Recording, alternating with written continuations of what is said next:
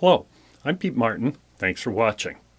For other videos of mandolin, fiddle, and other music subjects, click the subscribe banner below. To be notified when a new video comes out, click the bell icon.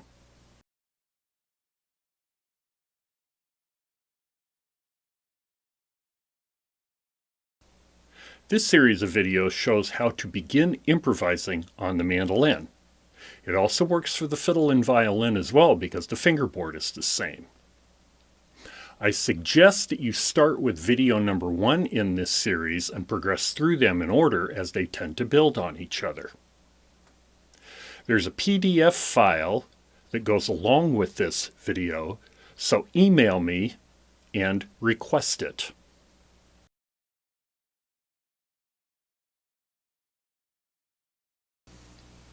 I'm going to introduce two concepts in this video that composers and improvisers have used from the beginnings of music to make their pieces and their improvisations more interesting.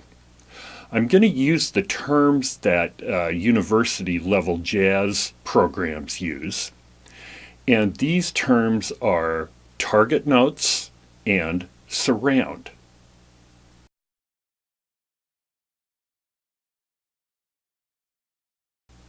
Let's say, for example, we're improvising on a piece that has a measure of G and a measure of D7. As we saw in video 13, it sounds good if we can start the measure with the new chord with a note of the new chord. Then it actually sounds like we know what we're doing if we make a line that plays through that new note.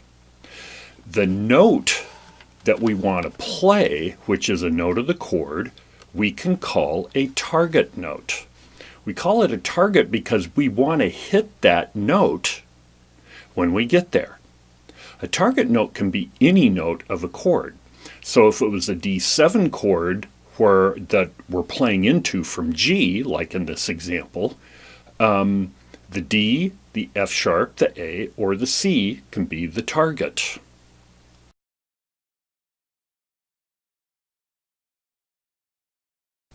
Probably the strongest musical way to get to a target is what is called surround. So if this is the target, we can surround it by playing a note in the scale above it and a note in the scale below it. Or we can do exactly the opposite. Once again, if this is the target, play a note below it and play a note above it, and then the target. In example 1, we're going to play on a G chord going into a D7 chord. Our target note on the D7 chord is going to be C, which is the flat 7. That's a really strong sounding target for a dominant 7 chord. We're going to play a D and a B as the surround leading into the target. So the D and B are the last two notes on the G chord leading into the C, the target, on the D7. This is example 1.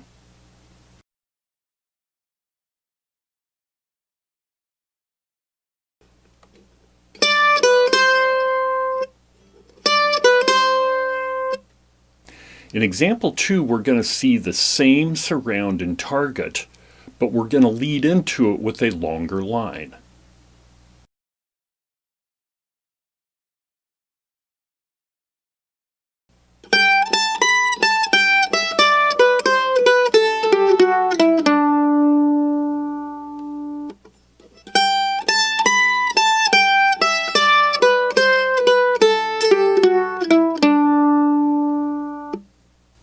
In example 3, we're going to switch the surround notes around. The target's going to be the same, but this time the surround is going to be B first, then D, then into C.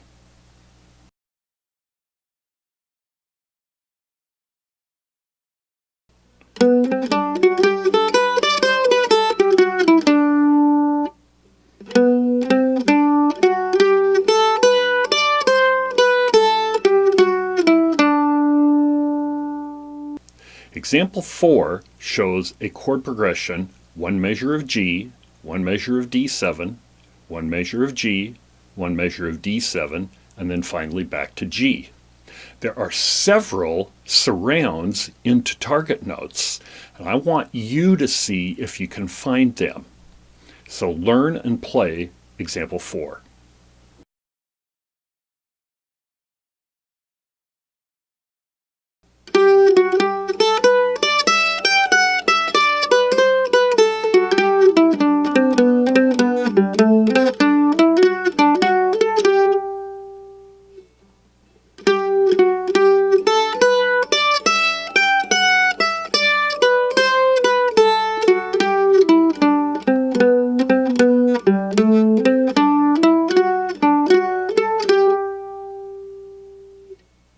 Your assignment is to take a 1 to 5 dominant chord progression, very similar to the previous examples we saw, and make lines that each new chord has, select a target note, and once again, it can be any of the notes in the chord to be that target, and see if you can make a line where you surround the target on the last 2 notes before the new chord, and then you play the target on the first beat of the new chord.